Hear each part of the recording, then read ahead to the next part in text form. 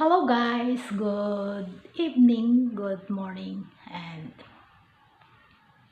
hello everyone.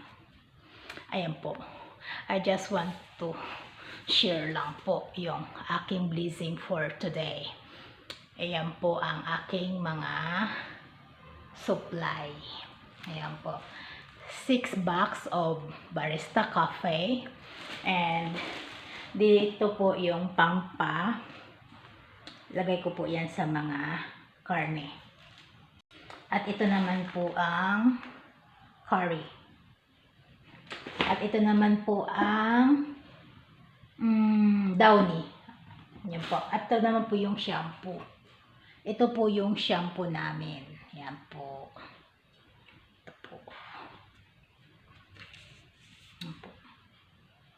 Shampoo.